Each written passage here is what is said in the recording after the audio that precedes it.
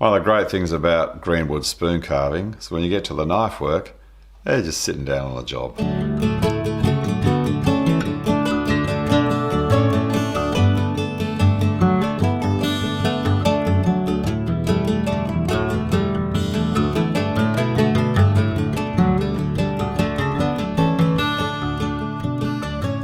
So here we have a blank.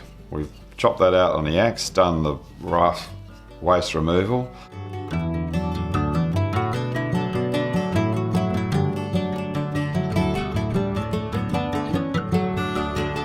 Now we're going to move over to using the knives. So we've got the Sloyd knives, the straight knives. They're going to do the shaping of the outside of the bowl around here for the transition from the bowl to the neck. They'll also do the work along here. Beautiful thing about these Mora Sloyd knives, and this 106, which is the one with the long blade, fantastic for doing these power cuts when I want to take a great heap of material off. By holding it against my chest, skewed on an angle, drawing that back, I can remove a lot of material. No slashing blade here, I'm keeping it close to me. So this one is controlling the pull and this hand's controlling the angle. So that this long blade just enables you to take these beautiful big shavings off. That blade is also fantastic for coming in around here. Now I can do the whole spoon using the 106, but I've learned from experience you got to watch out for that long point out there, because I've also just been focused so much here that I could get myself in the web of the hand there. So sometimes it just makes a lot of sense to go to the Mora 120. It's that bit shorter, which works really well in here. And you haven't got all that extra blade slashing around in the air, but it will do the same stuff. It's just a bit shorter. This knife is also a fantastic knife I use for whittling. Teaching people whittling, adults and kids, because it's not too long. They're really nice in the hand, work beautifully. So this is the Mora 120. It'll also do this, but I just can't skew the blade as much just because it's a shorter blade, but beautiful knife. So let's do a bit more shaping of this handle, and then we'll get some of that off there. Look at that, beautiful. What a nice blade. These knives need to be sharp, beautifully sharp, and they come really sharp in their little sheath when you buy them new. And all it's really is about maintaining that edge. The sharper they are, the better it's going to work. So I'm going to change over from the Sloyd knife to the hook knife. So I'm going to start out with the 164 hook knife that Mora make.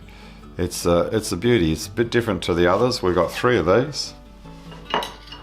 So these two, the 162, the 163, they are double-sided. They'll cut this way, they'll cut that way. The 164 is a single-sided blade. And if I just had one of these, this would be my personal choice for what I would have. It's having the fact that we've got a nice tight curve to it. We've got this flat area on the back of it. I'm going to be able to use that to get my thumb out here for a bit more pressure further out where the business is. And it's just nice scooping cuts like this. So the trick with this is you've got to watch out for that little point there. That point's very handy, but it can be a bit of a problem when you're working in here. If you've got getting your thumb right down the end, so you're getting your fulcrum point further out, get a bit more power to hook that around. Just got to always be mindful of that little point. Same deal when I'm working this way. Now, I haven't turned the spoon around. You can buy hook knives of other brands where I have a left hand and a right hand. We've just got the one here, and I can use this in any direction, but I can also turn my spoon around and work this way if that's easier for me. The idea with this one is it's fantastic for getting a lot of that shaping started, but sometimes you might, once you've got that working there, you might want to just change to a different blade if it's a little bit easier.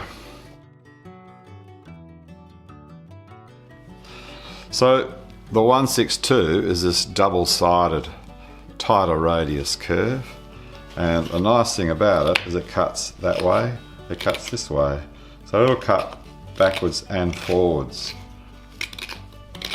It's quite nifty really. What you lose, what you gain in having two knives in one essentially is what you lose in the fact that you can't stick your finger out there to shift the fulcrum point further out. I'm just going to show you how we can use the 163. We've got a bigger radius. Again, it's a double-sided, so it's two knives in one. Now I have that bigger sweep. It will get me right down in there, doing that nice wide cut, whichever way I'm going to work it. The 163 is doing a beautiful job cleaning this out, but this is a bit wide around here, so I'm going to just more aggressively chew that out so that I'm opening out the bowl of the spoon even more. And I can do that sort of stuff with this, but I find a 164 to be the best one for this job because it will allow me to come right out here and get my thumb out there to shift the fulcrum point, so I can come right out here and start to chew that away closer to the edge. So I've been using my 164 to open this right out and shift it further over to the perimeter of the bowl. Fantastic for this job because I can really chew away quite quickly and effectively. I love the 164. It didn't used to be my favourite, but the more I've used these knives over the last few years, the more I like this little beastie. Righto, so that's looking pretty good. Now I can just come in and do these nice wide sweeps in here with the wider radius 163. See how that's just working its way back and forth through there. The bigger the radius here, the less facets you get in the bottom. So having that wider radius just really helps to clean that out. Awesome. It's looking very rustic at the moment, but that's going to change. So I'm going to move back to working with my Sloyd knives. So I've got the good old 106 here, and I'm just going to start to shape this edge around. You notice with the technique I'm using, I use this a lot, thumb pushing the thumb. None of this slashing blade stuff. And it just gives me power and control, and that's what I need.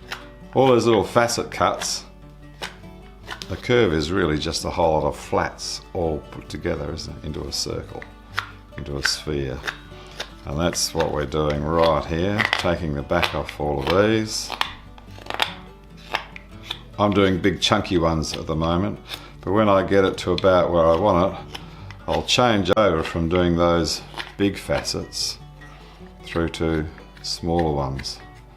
I really quite like doing spoons that have a nice faceted back very often.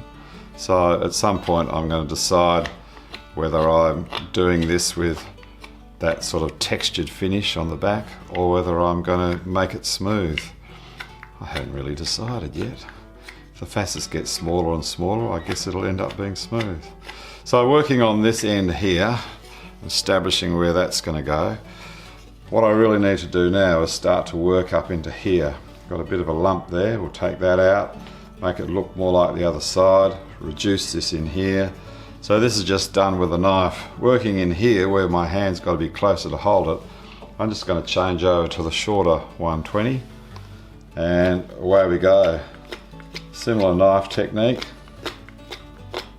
Sometimes using the thumb, pushing the thumb method might not quite cut it where you're working.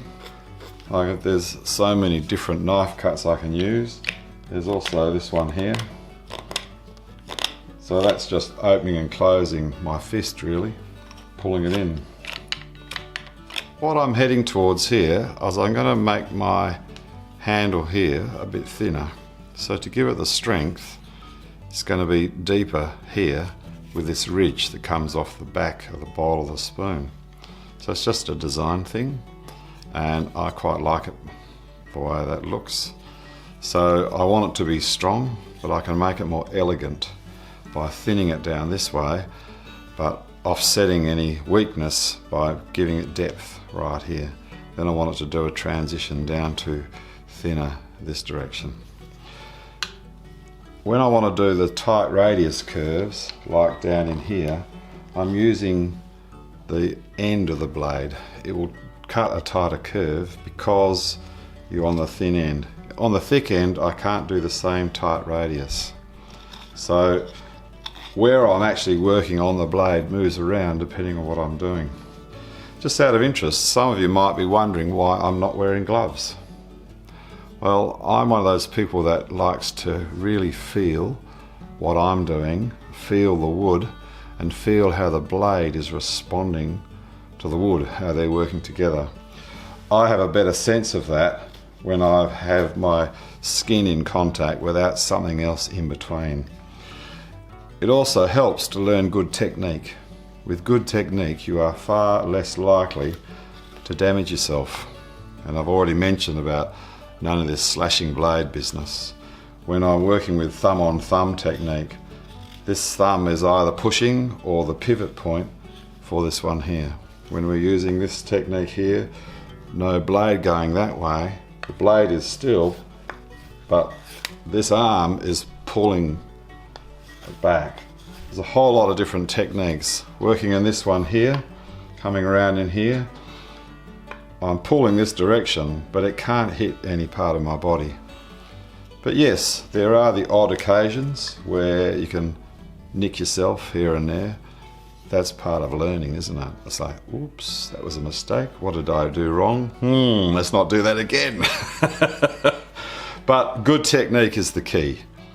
What I'm going to be doing here now is starting to clean up the top of this, because that's part of the design.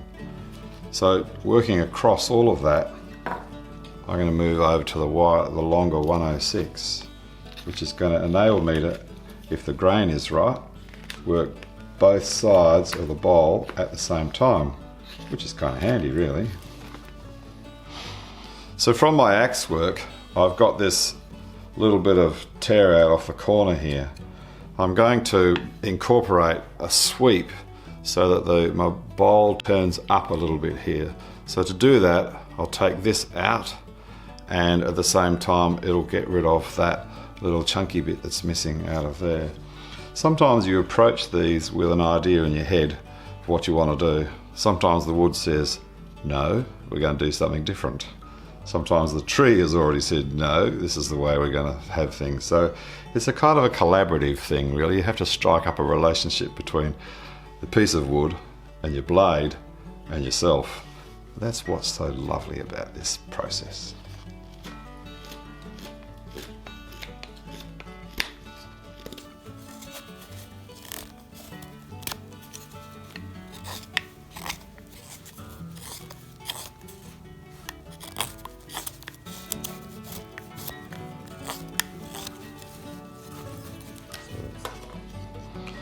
When you're doing this, it really helps to stop and have a look every now and then, check where things are heading. I know in my mind I have an idea of what I want to do. I want to create a nice, interesting serving spoon, really. So I took some of this down into here. So I want the shape to come up and around there. We've got this nice ridge here coming off the back of the bowl.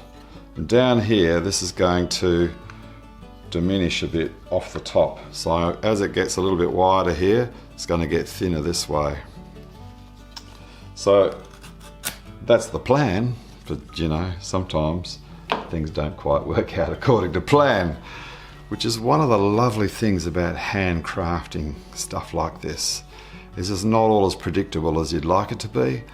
And inside the wood there's little surprises. I've got this little knotty piece in here which keeps getting in the way, so that might end up changing the whole design yet, but isn't that part of the fun of it?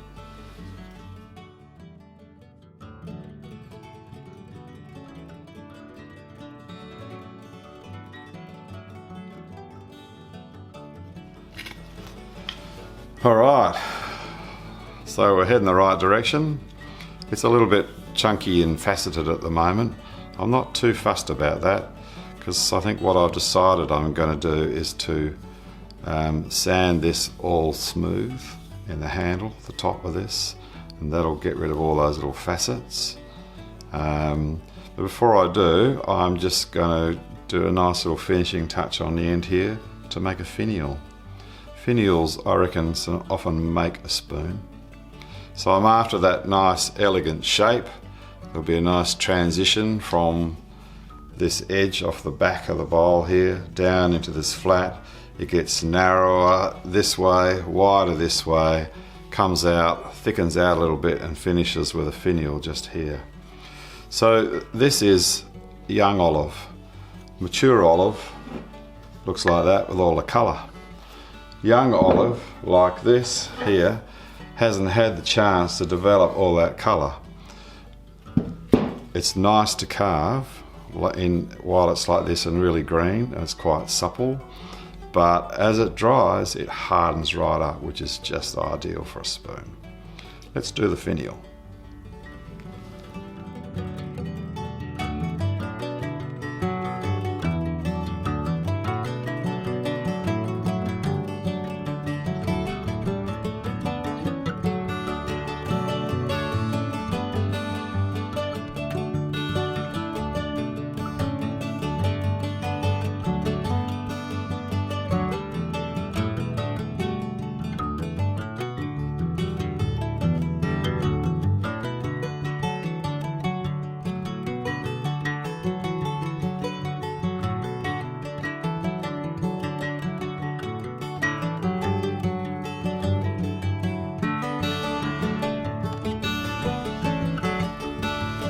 Okay, that's going to work. It's going to be a really nice, elegant spoon by the time I've sanded it.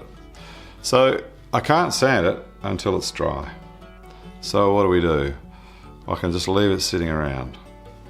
I want it to dry slowly, so you don't put it in the sunshine, don't put it out in the wind, put it somewhere where it can just dry slowly. If I wanted to come back and work with this again another day, I want to keep it nice and green, I would put it in a plastic bag. If you're going to keep it in a plastic bag for, more than a week, I don't want mould to grow on it, so I'd stick it in the fridge. That will slow down that process of any mould occurring. Otherwise, if I thought, I'm not going to get to do this till Christmas, I could stick it in a plastic bag, put it in the freezer, and that will keep it nice and green. When I pull it out, let it defrost, which won't take very long, and away we go. I'm pretty happy with that. I've deliberately left this textured finished here off the tool because I just kind of like that. It's just something interesting. Sort of adds some interest to the bowl, just as the finial adds some interest to the end. I like that elegant sweeping shape and the different transitions that you get going on here as the shape changes. Pretty nice. Got a bit of interest in the grain there. The young olive is pretty plain. Isn't it cool that it started out in here? And what makes the journey so wonderful is these awesome Mora knives that are available. Click on the link below and you will find them. And have a great time making Greenwood spoons with the knives.